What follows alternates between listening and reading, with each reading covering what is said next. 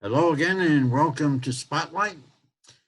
Today we're going to be talking about the COVID-19, but in a little different respect, not in terms of the medical, but in terms of the financial and the economic impact. Today my guest is our gentleman farmer from Ludlow and local financial expert, Kevin Kuntz. Kevin, welcome. Good afternoon, Ralph. Good to have you back. My pleasure, as always. Now, when we're talking about COVID-19, it does have a very significant economic impact. I think it's going to be an impact that is going to be lasting for quite some time, much longer than any of us probably would like. Well, I think to be accurate, it's already taken a huge hit. Okay, why don't we begin by, let's talk about this calendar year, 2020. Right. Obviously, because of the stay at home, a lot of people have stopped working. A number of businesses have seen their sales or their activity decrease fantastically. God, the airlines are down to what? Airlines are down to 2 or 3% of bookings. Well, not quite that. It's about 10% of bookings. The more important one is the number of people flying. It's less than 100,000 a day right now, and it's been in excess normally of 2 or 3 million a day. Okay, let's first of all concentrate on Vermont. Sure. Now, Vermont gets quite a bit of its revenue from tourism. The mountains closed early. I believe that a number of them are considering partial refunds to season pass holders. Well, I think that Vail, who is the one who operates here in Okemo, has offered some type of refunds based upon what ticket you had. And it's sort of, you got to go to the site and the site will give you an understanding of it, but it's not going to be a full refund. It's obviously going to be a partial refund. Yeah, but I mean, the revenue that they've already received is going to be affected by this.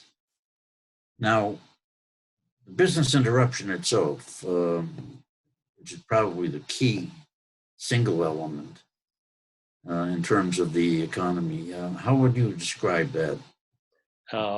As god awful, unfortunately. It's been a complete clampdown on anybody who runs a restaurant. You're not allowed to have people in the restaurant. Anybody who does any kind of personal interaction with people, something like a nail salon or a barber shop or a masseuse, are not allowed to operate. The governor has put the clamp on them and said, you'll go to jail. Well, okay. We're really not here to I think, argue about what each state has decided to do, because I think each state is more or less going its own route. But it obviously has had a tremendous impact financially. People are not earning money. Well, if you look at the national unemployment numbers are gigantic. It's over around 33 million right now? Yeah, the percentage is about 16%, and we could get to as high as in the 20s. The worst state in the union right now is Hawaii, which is at almost 30 some odd %, and their business model is highly dependent upon tourism. Well, one of the obviously the state itself depends on taxation. The taxations are from a variety of sources: property taxes, sales taxes, and income taxes. Now, obviously, income has taken a tremendous hit. I would assume that property taxes have been deferred simply because people don't have the financial wherewithal for it. And sales tax, obviously, if you're not open to sell anything, then nothing to tax. Correct. And the same in the hospitality end, people don't necessarily realize it, but it's the neighborhood of 12 or 13% of that fee that you pay for a hotel stay goes back to the state. It's a huge tax revenue. Well, in addition to to the fact that the revenue that we expected, there's been a large increase in unexpected expenditures. Well, for example, how much did the Congress in Washington allocate for unemployment and just COVID-19 support?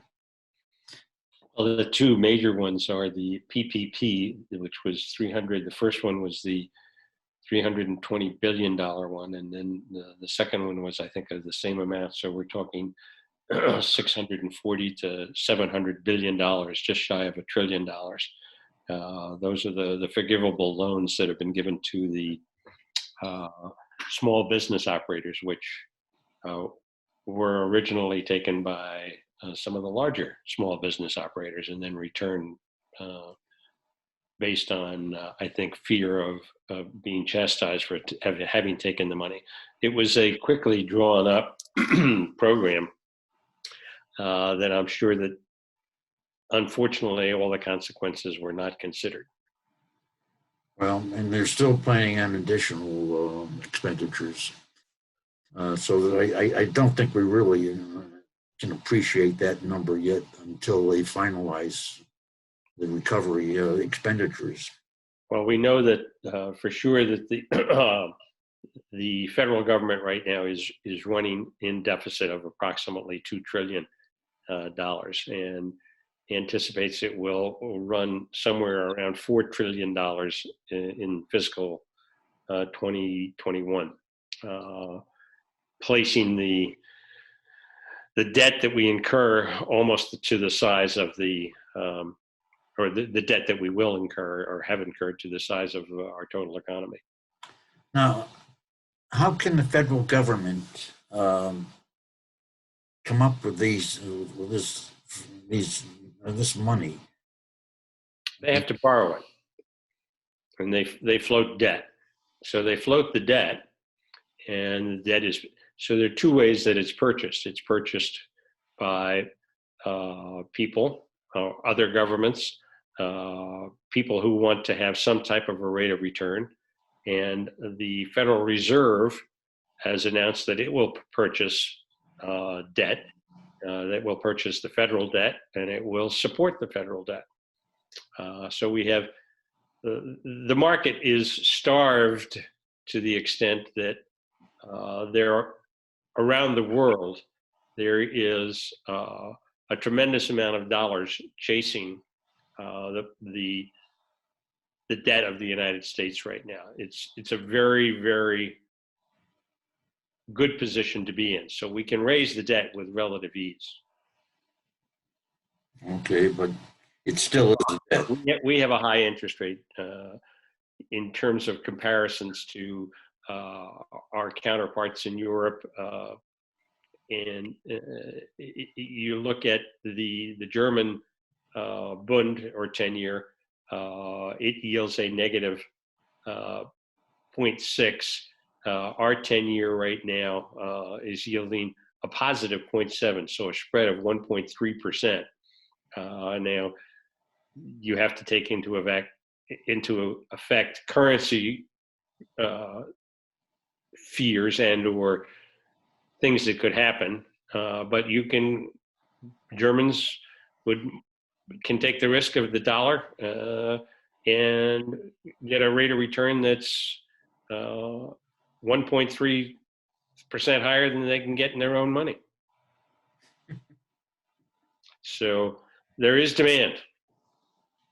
Well, the euro is the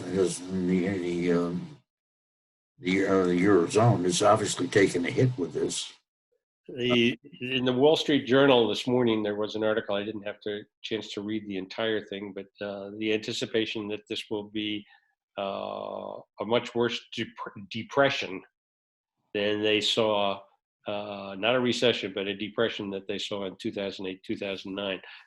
We have been fortunate to the extent, as a country, we tightened up our banking rules and regulations, have put the banks through stress tests for the past 5 years for just a situation just like this. The European banks do not have the same capital requirements that the US banks do and are in much worse shape. If they had to go through the stress tests that the US banks go through, none of them would pass. Okay, now, what is the forecast for the coming year? I mean, this COVID-19 is definitely going to have a long-term impact on us. So I think that, we would refer to with our age, we refer to it as the $64 question, which was the famous TV quiz game. It's more like the $6 trillion question. What happens? The impact is going to be immense. I mean, we see it right now. We see it in what's happened to the hotel industry, the ones you were talking about before, the airlines, the steamship business, the cruise ship business, and anything that has to do with gathering together. People are scared, and I think rightly so, to be in places where there are more than 20 or 30 people. So we've got to overcome that, and you tell me when we can overcome that, and I think that we'll have an idea of what the economy looks like. I'm skeptical. I think people have to remember that the stock market is not the economy, and the economy is not the stock market. So the economy is merely a reflection of the pent-up demand and or wish to get out of particular securities. It is not. It does not foretell what the economy is. Okay, well, in terms of just the state of Vermont and its reliance on tourism,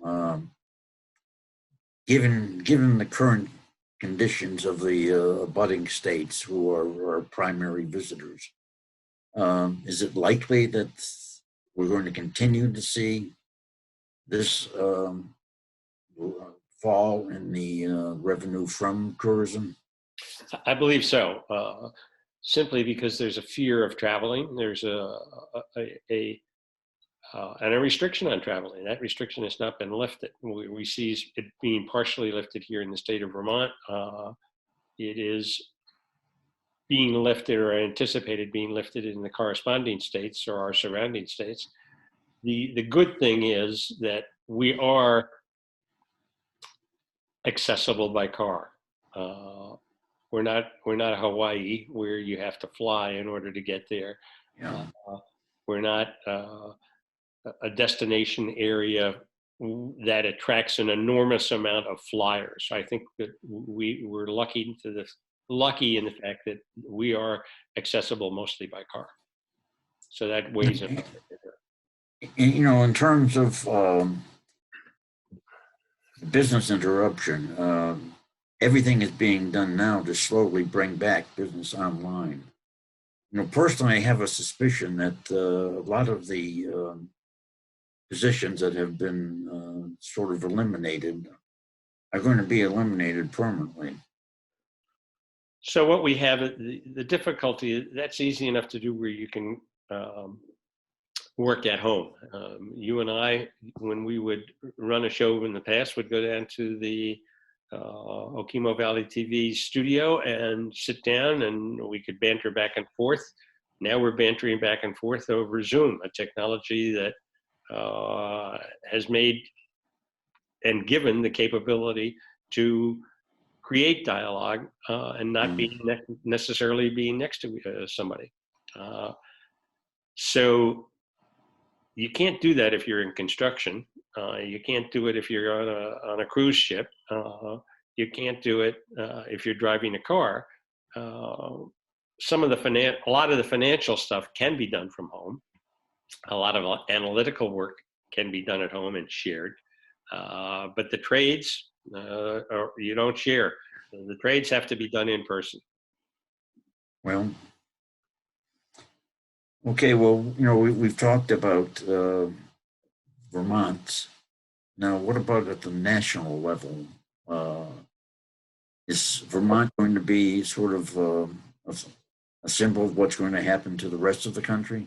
So I think one of the things that will reflect what happens in our return, if there our return to normalcy, is tied directly to what happens with COVID-19. How do we deal with it? Hopefully, we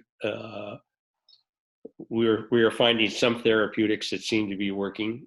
We have to have a vaccine that will immunize us against this disease, and we'll get it. But you tell me when that happens. Is it in 6 months? I doubt it. Is it in 9 months? I doubt it. Is it in a year? I think we've got a shot at a year. That puts us in next March or next April from the start, from 1 year from when we first had the disease until it starts. And then we have to figure out how do we produce it and how do we distribute it. And we're talking not in the millions, and not in the tens of millions, not in the hundreds of millions. We're talking in the billions of doses that are necessary worldwide. So I think the foretell of what will happen in the economy is how do we handle this? We may handle it through herd immunity. It may take us 2 years to do that or 3 years to do that. But it will happen. One way or another, we'll get through it. Well, one of the things that that concerns me is the projection that the vaccine was something that can be done very quickly. In the past, I had done some consulting work with Conant Laboratories in New Jersey, which an outfit that's sole purpose is to develop vaccines. And there they indicated that it takes at least 2 years for a flu vaccine to be developed. And right, that's normal. In this case, if you go back and look at Ebola, which is really the one that's most current in terms of what we tried to do. I believe it was almost 3 years before they were able to develop the vaccine, and they do have a vaccine for it now. But it was a 3-year period. But a vaccine is something that's very, very difficult to develop, and especially now that COVID-19 has begun to start mutating. Right. I think that I put a lot of faith in Scott Gottlieb, who was the former FDA commissioner, and he speaks on CNBC on a daily basis.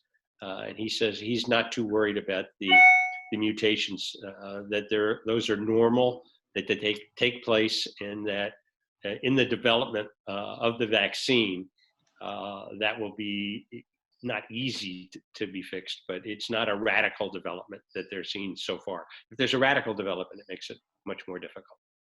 Yeah, well, hopefully that's within a year. Hopefully, we'll have something that. Well, I think we'll have therapeutics. We'll have something that will alleviate the problem that we had. I think in the overall death rate, it will be brought down because those therapeutics will help out. And it's if we go back into the lockdown, and I don't think we will, or that we can. I don't think the populace will allow us to go back into or attempt to be put into a lockdown by the government. If we do that,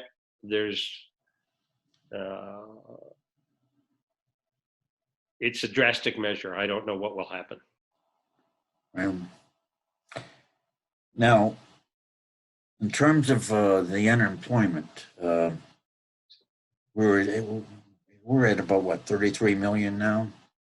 I believe you're pretty close. Now, how much higher do you expect it's going to go? I think we probably, for the short term, have probably hit it. Unemployment claims may continue to go up, but with our state opening up employment, other states around the country are doing the same thing. Georgia's done it, Florida's done it. As that starts to come back, we will have recovery in terms of a reduction of unemployment. People talk of a V-shaped recovery, and I don't believe we are going to have a V-shaped recovery. I think we're going to have sort of a U. So it's not going to be a sharp boom back up. It's going to be a gradual swing back up. I would not be surprised if, let's say, our maximum unemployment rate comes in, and these are just numbers. Right now we're at about 16%. And we'll find out what that number is on this Friday, which is actually tomorrow. Wow. We'll find that number out tomorrow. We may hit as high as 20%, and then I could see the possibility that we're at 10% unemployment at this time next year. You think it will decrease that much? Oh, yes. Yeah, I think we will. But 10% in relationship to where we were is 2.5 times greater. We were at sub 4% unemployment. Well, now. So that means the unemployment rate will be. I'm trying to remember what the unemployment was. Of course, back then they didn't have the figures, but during the Great Depression, we were at excess of 20%. And held at those levels from, there was never really, the only thing that really brought people back to work was World War II. Yeah. We did two things. We put 5 million people in the armed forces, either forcefully or they volunteered, and we started building munitions for everybody in the world. And that put everybody back to work. Okay. Now, we don't have any real projection on how long this virus is going to last. It's dependent on the vaccine and the distribution of it. Right. Because if we don't get it to let's say Africa and Asia, it's going to be continually coming back to haunt us. Well, it will, but it would be something similar to smallpox. And you and I can remember vaccinations, and my 3 children, our oldest, who is now 51, had to be vaccinated for smallpox, but her 2 sibling brothers who were younger were not vaccinated for smallpox, simply because we had, in effect, eradicated it at this point in time. So we may never eradicate COVID, but we will get it to a point of where it is under control. Yeah, how do you think we can prepare for such an incident as this in the future? Well, I think hopefully we learn from the mistakes that we've made, and I believe many mistakes have been made in what we've done in handling this. And I think we have to learn from those mistakes. I can go over, a list of things, but we should look at what the mistakes were and how do we avoid those in the future. Well, what were the mistakes? Well, I think that the process of going into this lockup or lockdown should not have been nationwide. we should not have been as severely locked down as New York City was. New York City probably should have been locked down. We have to learn to distribute that force of lockdown in different areas. I mean, we can even just look at the statistics here within the state of Vermont. Of the cases that we had, we referred to Windsor County. Windsor County had a minimal number of cases. Chances of that happening were slim. But if you were up in Chittenden County, you had double the ratio. Yeah. And then we also have to look at where did the deaths occur. The disease itself is not great. Nobody wants to have it. But the deaths are what everybody has been focusing on. The deaths, I believe the numbers that I saw, and I can't be held to this, but I believe over 50% of the deaths were nursing home related. And were people who unfortunately fit into your and my age category, 75 or older. You allow those people to self-isolate because they are susceptible. You don't have to lock and shut everybody else up. So that would be, I think, the first thing that you learn. And don't put the fear. If everybody was scared to death of this thing. Disease is something that happens and happens all the time. When we had SARS, SARS affected 60 million people in the United States and killed about 15,000. COVID has not affected that many people. It's had a much higher death rate. And that is because I think of the susceptible population that it has attacked. So you don't shut the entire economy down. It just doesn't work, as we're seeing that as we come out. People are now protesting the lockup. It's not the way we operate as a country. One of the things that I think is going to have an immediate impact is going to be in education. Oh, for sure. They're already talking about, will the public school system and colleges actually have classes that attend. The economic impact is huge, especially on the college level end. For simple reason is, why would you spend, if you're going to Harvard, or you're going to spend, and you have no way of getting in except paying the money. It's $80,000 a year. Would you want to go $80,000 a year and they tell you got to sit at home and listen to it on a Zoom video like you and I are talking right now? That's not going to happen. So they have to figure out a way to make it work. There's so much preparation that is involved in this. Sure. Trying to, for teachers, who are used to going into a classroom and standing up in front of a class. Now I have to become aware of the software that is going to be used. Do they have the audio capabilities?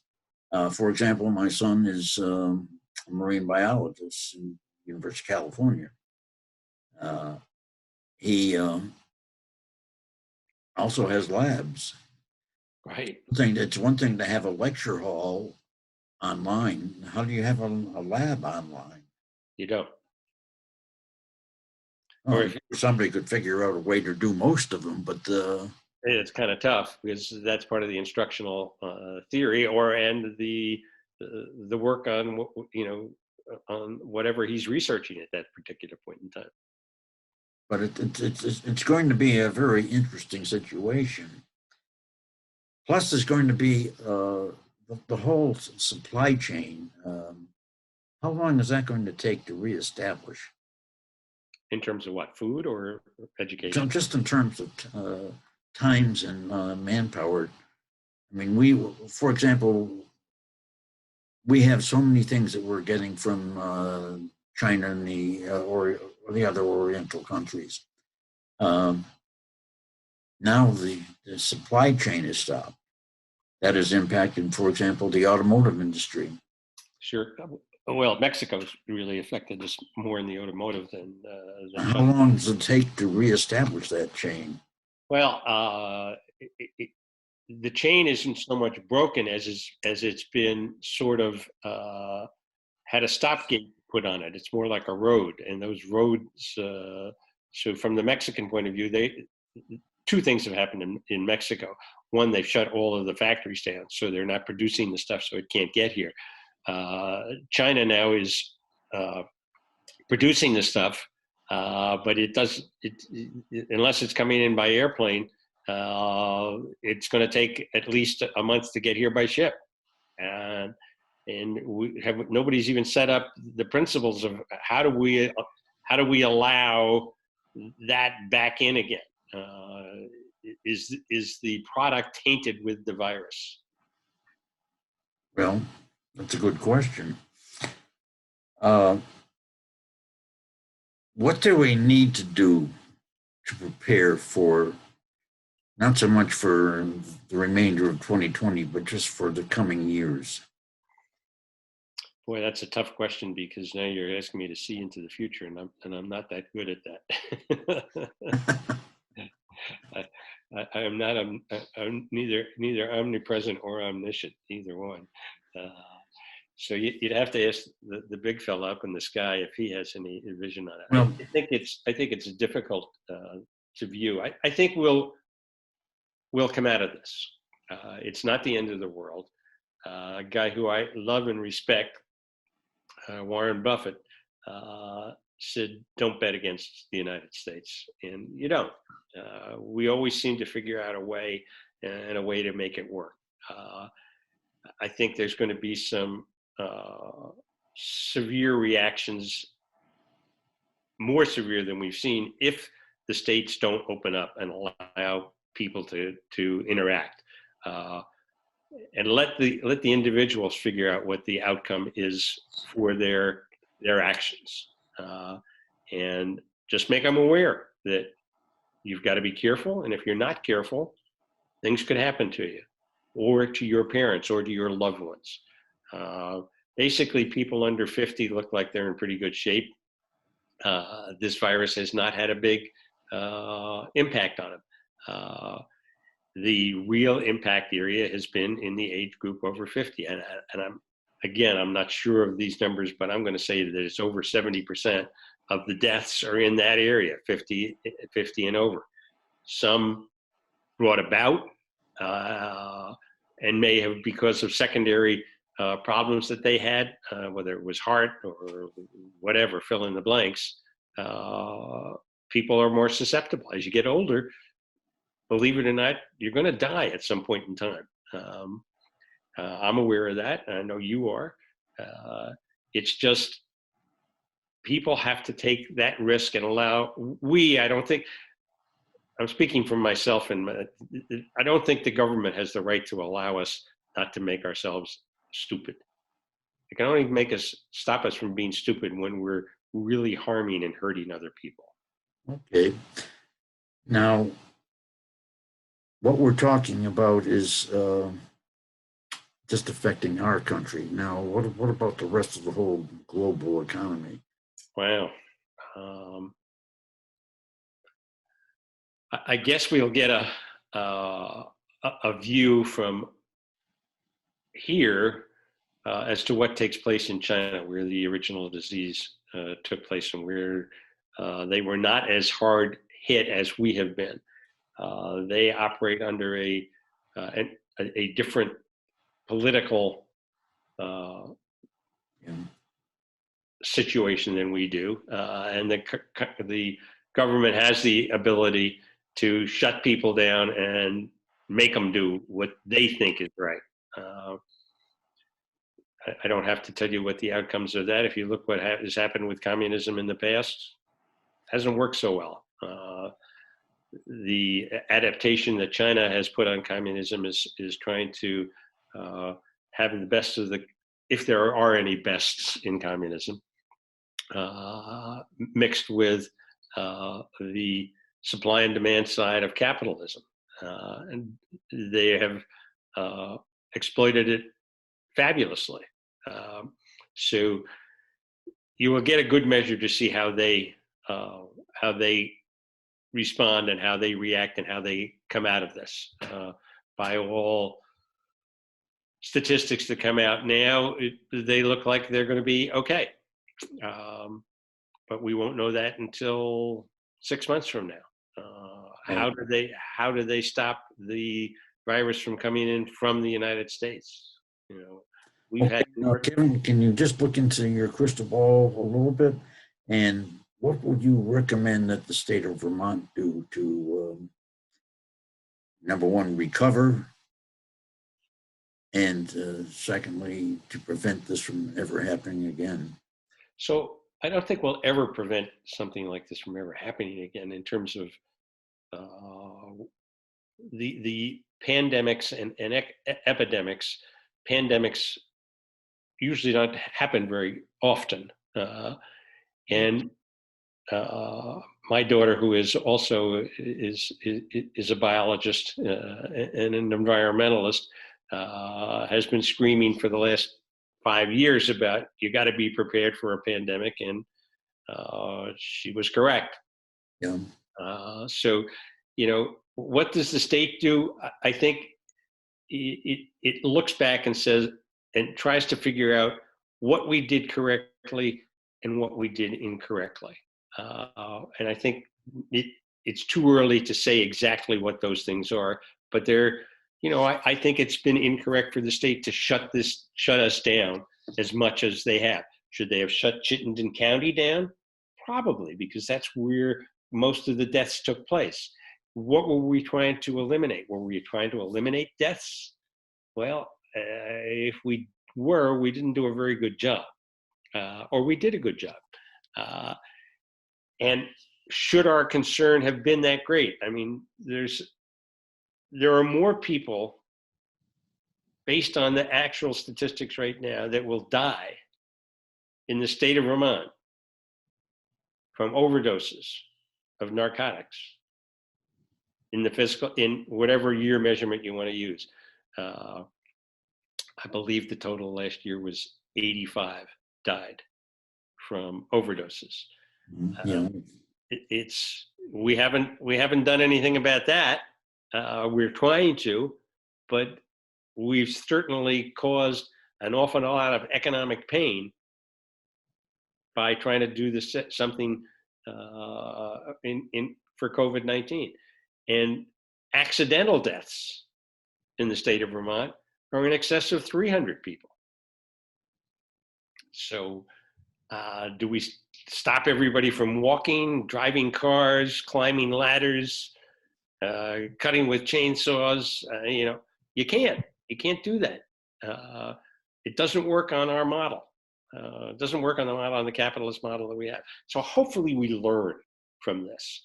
And if it does get stronger or it comes back again in September, we do the isolation part on a more targeted basis rather than, I used to like to use you shoot with a rifle, not with a shotgun. And we've been shooting with a shotgun at this point in time. Okay. Shotgun hits everybody. You take the rifle and you try to be more specific, more surgical with what you do. So that would be something I hope we learn and we try to do. Okay, well, Kevin, I want to thank you very much for taking this time to talk to us about this, because it's something I know we're all interested in. And I don't know if we're all interested in your solution or my solution or. Well, I think we should all be interested in the solution, and I don't know that mine's correct. It's an opinion that I think has some validity to it, and it will be interesting to go back and look and see what's happened in Sweden, who has taken a totally different approach than we have. They've gone to the more specific isolation and said, you know, okay, everybody who's over 50, you got a shorter shelter in place. Other people, you want to go out, go to the restaurant, fine. You might get sick, and we'll see how it works. I mean, there's a good example to see what happens. Kevin, I think we're all looking forward to our chance to sit down in a good restaurant and enjoy a nice meal. I know I'd like to be able to go into a bar and have a nice glass of wine. There you go. Why not? I agree. Here, I'll toast you with my can of soda. Kevin, thanks again. Pleasure, Ralph. And that's going to be a wrap for now. We'll see you sometime in the future.